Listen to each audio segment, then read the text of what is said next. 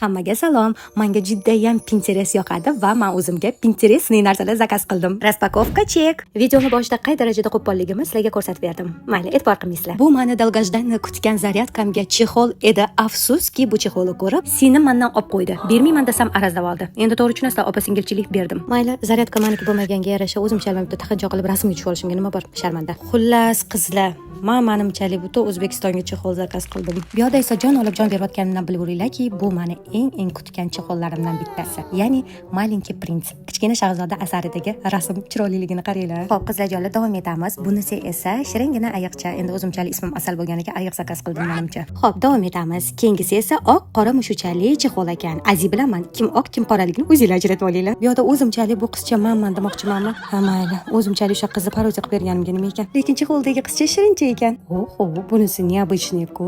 Oy, shart emas asar. Bu yerda o'zimchalik jiddiylashib, chexol sizlarga reklama qilaman. Lekin juda ham yoqdi, ayniqsa kачествоsi. Bu chexol esa Pikmi deb nomlansa kerak. Pikmi so'zini o'zi unchalik tushunmayman, lekin Pikmi qizlar deb sinib etadi-yu. Menimcha o'shanaqa qizlarning chexoli. Nima bo'ladi, faqat mushularga chexol zakaz qilganman. Ha, mayli, bu ham shirincha ekan. O, qizlar jiddiylashyapmiz. Bir pasda ko'zim tegdi. O'zi ham chexolni 2 soat deganda ochdim. Qaniydi hayotda ham videoga o'xshab shuni tez o'tkazib olish imkoni bo'lsa. Oho, lekin mehnat qilganimga arzir ekan. Asal chexolga moslashdi, ya'ni jiddiylashdi. Shunaqa jiddiy qizlar taqadigan chexolga o'xshar ekan, lekin kачествоga gap yo'q qizlar. Va nihoyat men butun O'zbekiston chexol bilan ta'minlab, kipriklarga o'tdim. Asal o'zimizda bo'veramiz. Bu kipriklar tilamas. Men narashvenniy kipriklardan ko'ra puchkovoy kipriklarni qo'yib yurishni yaxshi ko'raman, chunki juda ham nejniy, akkuratniy, tabiiy turadi. Mendan juda ko'pchilik so'raydi, qanaqa qo'yasiz shu kiprigingizni deb. Bir ikkita videolarda aytishadi-yu, kommentariya, like ko'p bo'lsa, o'shanda sizlarga shu haqida video qilaman deb.